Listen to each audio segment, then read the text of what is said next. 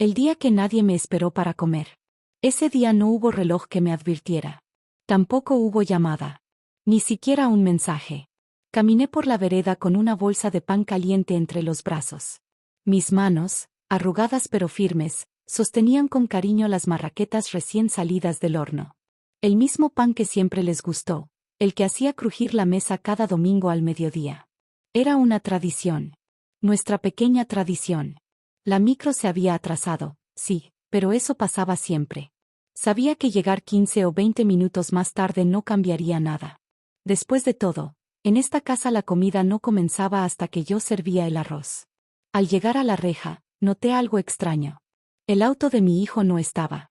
El de mi nuera, sí. Las ventanas estaban cerradas, y no olía a comida. Pensé que quizá habían salido a comprar algo de último momento. Abrí la puerta con mi llave, como siempre. Pero al entrar, lo supe. Ese olor. Ese silencio. Un silencio seco. Vacío. Doloroso. Mis pasos resonaron en el piso de cerámica mientras cruzaba el pasillo hacia el comedor. Y entonces lo vi. La mesa estaba despejada. Los platos sucios apilados en la cocina. Y la televisión encendida en la sala, con el volumen bajo. Habían comido. Sin mí. Miré el reloj de pared. Marcaba la 1:40. Mi nuera apareció entonces, bajando las escaleras con un vaso en la mano. Ah, no sabíamos si venías hoy, dijo, como si me hubiera olvidado de avisar, como si yo no fuera parte de esta casa. La miré sin responder. Mi hijo no estaba. Mi nieta tampoco. ¿Dónde están? Pregunté. Fueron a la plaza con Sophie. Querían salir un rato. Apreté la bolsa de pan contra mi pecho. Sentí un nudo en la garganta, de esos que no dejan salir las palabras.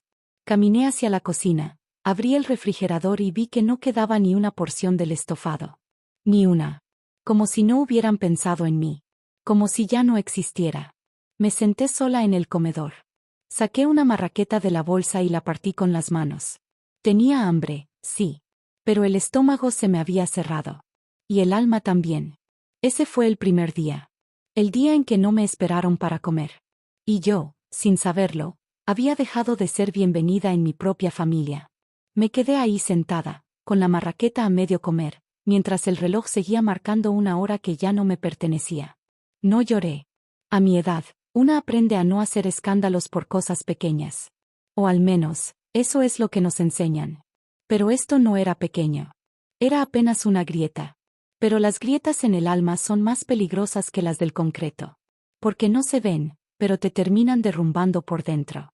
Mientras masticaba en silencio, escuchaba los pasos de mi nuera moviéndose por la casa, ignorando mi presencia como si yo fuera una visita ocasional, como si no hubiera sido yo quien cuidó de esta familia cuando todos estaban agotados, cuando el dinero apenas alcanzaba, cuando Sophie lloraba todas las noches con fiebre y miedo. Ella lo ha olvidado. O ha elegido olvidarlo. El plato sucio de estofado seguía en el fregadero. Un tenedor descansaba sobre él, con los restos aún visibles. No era olvido. Era decisión. Ya habían comido. Todos.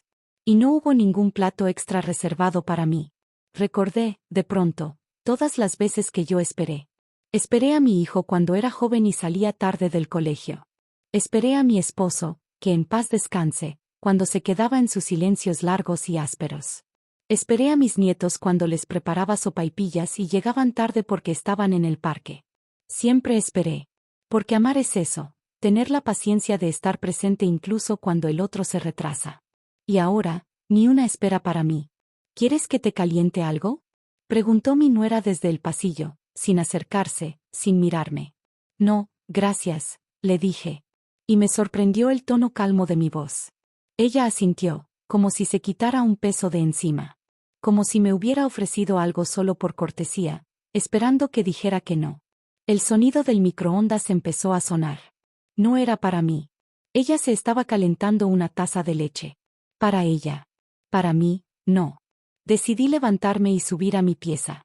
La misma que me cedieron con esfuerzo cuando me mudé con ellos, hace 2 años, después de que la soledad se hiciera demasiado ruidosa en mi antigua casa. Entonces lo entendí. No era el pan. No era el estofado. Era la sensación de ya no ser parte del núcleo. de haberme convertido en una sombra respetuosa que no molesta, pero tampoco cuenta. Una figura decorativa. Una reliquia viva. Y al subir, escuché que llegaban. Mi hijo y mi nieta. La risa de Sophie se coló por la puerta principal, como un susurro familiar que me erizó la piel. Corrí los visillos apenas un poco. Vi cómo la alzaba en brazos y cómo ella le señalaba algo que habían comprado en la feria. No traían nada para mí. Ni siquiera una flor silvestre, como las que me regalaba antes con tanto entusiasmo. Entonces me quedé allí, sentada sobre la cama, mirando mis manos, recordando todo lo que habían dado, todo lo que habían hecho, y preguntándome cuándo, exactamente, me volví invisible. No fue ese día. No fue ese almuerzo. Fue mucho antes. Solo que yo, aún no lo había querido ver. Pasaron 15 minutos desde que llegaron. Nadie subió a verme.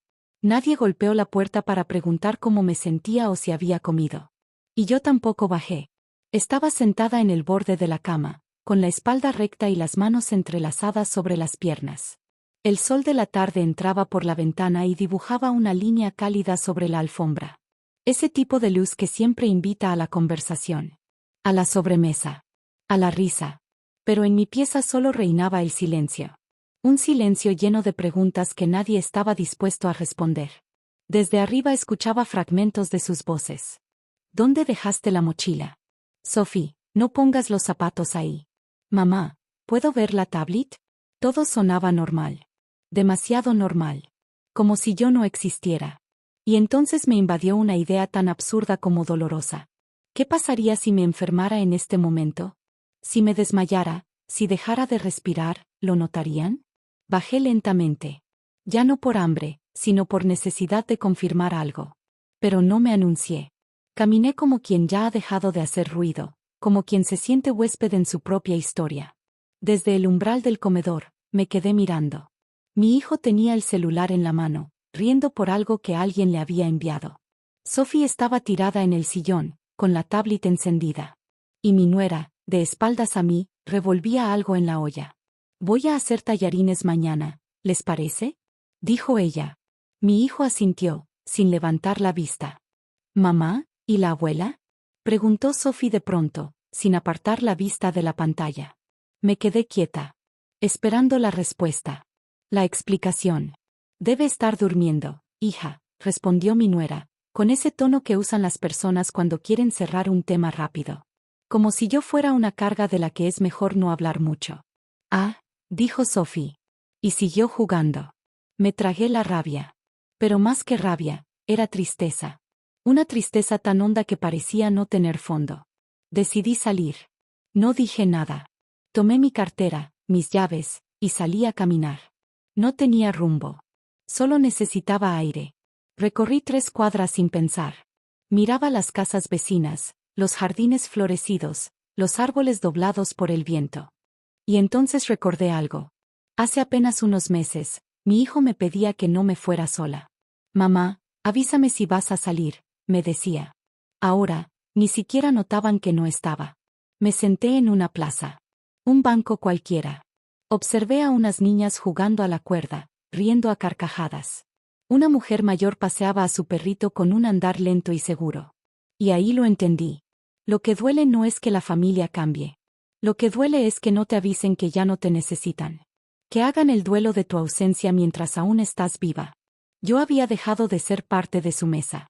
Y no porque hiciera algo malo, sino porque el tiempo, la rutina, y quizás cierta incomodidad silenciosa, me habían desplazado.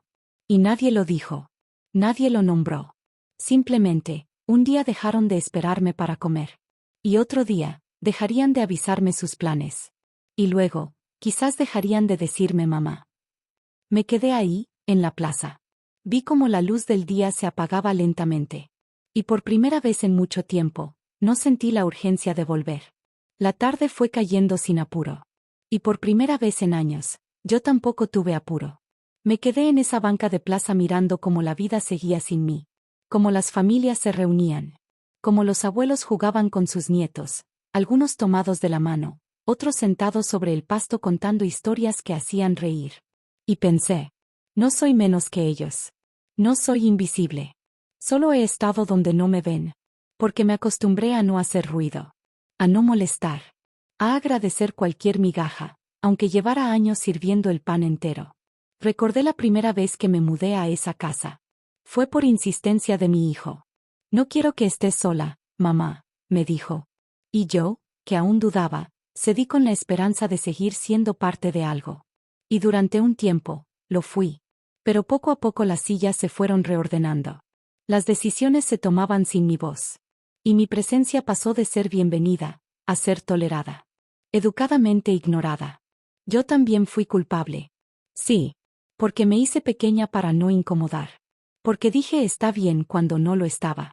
Porque fingí que no notaba las miradas, las conversaciones que paraban cuando entraba a la sala, las veces que me excluían de los planes del fin de semana. Ese día en la plaza, por primera vez, sentí una semilla que despertaba. No de enojo, sino de claridad. No podía obligarlos a quererme como antes. Pero sí podía decidir no seguir siendo una presencia silenciada. Me levanté cuando el sol ya se escondía. Caminé lentamente de regreso, pero no directo a casa. Pasé por una panadería cerrada y sonreí con tristeza. Todavía tenía la bolsa de marraquetas que había llevado esa mañana. El pan que nadie comió. El pan que representaba todo lo que yo seguía trayendo a esa casa. Amor. Calor. Memoria. Al llegar, vi la sala iluminada, la tele encendida, y a Sophie dormida en el sillón con una manta. Mi hijo estaba en la cocina. Mi nuera en su pieza. Nadie preguntó dónde había estado. Nadie dijo mamá, ¿todo bien? Nada. Caminé hasta mi pieza en silencio. Cerré la puerta. Y entonces, sin planearlo, abrí mi ropero y comencé a sacar una a una mis cosas. No para irme, aún. Sino para saber que era mío. Que había traído. Que podía llevarme si un día decidía no volver. Era un ejercicio de dignidad. Un ensayo de libertad. Guardé mis documentos en una carpeta. Puse mis fotografías en una caja. Separé la ropa que me gustaba de la que solo usaba para estar en casa. Y me descubrí más viva que nunca. No tenía un plan. Pero tenía algo más valioso. Conciencia. De lo que merezco. De lo que ya no aceptaré. Esa noche, dormí profundamente.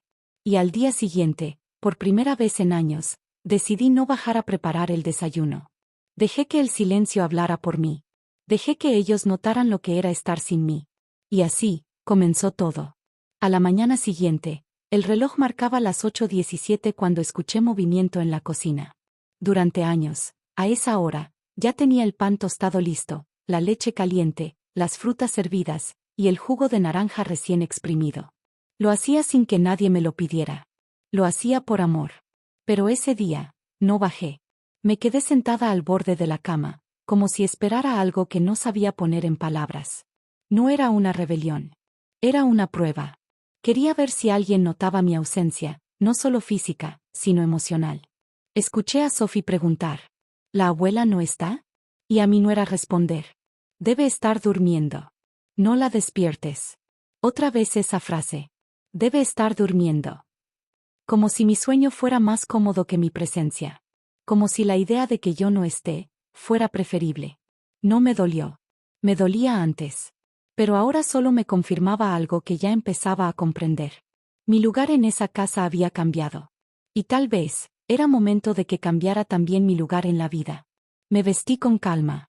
Usé una blusa que guardaba para ocasiones especiales. Me peiné con esmero. No para ellos. Para mí. Salí sin hacer ruido, con mi bolso colgado del brazo y una libreta en la mano. Fui al centro. A caminar. A tomarme un café. A sentarme frente a una plaza a mirar la vida pasar. Y allí, mientras una señora mayor alimentaba palomas y dos niños jugaban con sus abuelos en una fuente, abrí la libreta y escribí en la primera página. Hoy desperté. No porque me llamaran, sino porque decidí escucharme. Era la primera vez en años que escribía algo para mí. La tinta se deslizaba con torpeza, pero firme. Como yo. Torpe, sí. Pero decidida. Fui a la biblioteca.